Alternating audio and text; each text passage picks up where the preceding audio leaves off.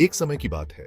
पहाड़ों और हरे भरे जंगलों के बीच बसे एक छोटे से गांव में माया नाम की एक उत्सुक बच्ची रहती थी। माया को नई चीजें खोजने का बहुत शौक था और वह हमेशा अजीबोगरीब जगहों पर छिपे हुए खजाने ढूंढती रहती थी।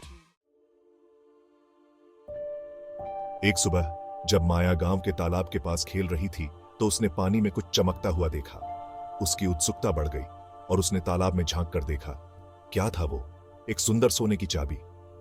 माया बहुत उत्साहित हुई और सोचने लगी कि यह चाबी किसकी होगी।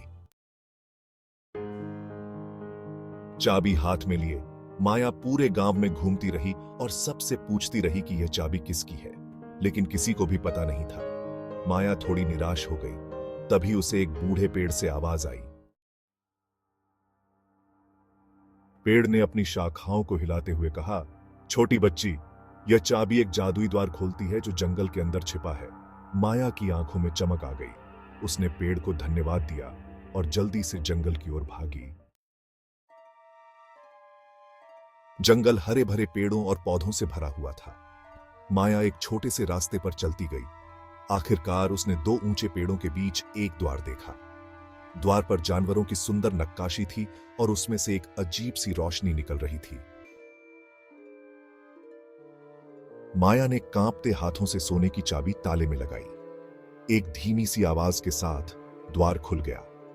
अंदर का नजारा बहुत ही अद्भुत था। एक मैदान रंग बिरंगे फूलों, चमकदार नदियों और खुश जानवरों से भरा हुआ था। माया ने जादुई मैदान में कदम रखा। उसका दिल खुशी से भर गया। उसने तितलियों के साथ नाचा, पक्षियों के साथ गाया और नेम गैग नाम की एक शरारती गिलहरी से दोस्ती की। इस अद्भुत जगह पर समय मानो रुक गया था। जैसे ही सूरज डूबने लगा, माया को एहसास हुआ कि उसे घर लौटने का समय हो गया है। उसने अपने नए दोस्तों को अलविदा कहा और जंगल से बाहर आ गई। जब माया पेड़ों से बाहर निकली तो उसके हाथ में सोने की चाबी थी। वह तालाब के पास वापस आ गई थी। उस दिन से माया अक्सर जादुई जंगल जाती थी। वह नेम गैग और बाकी जानवरों के साथ खेलती थी और जब भी उसे खुशी की जरूरत होती तो माया को पता होता था कि जादुई द्वार की चाबी उसके पास है।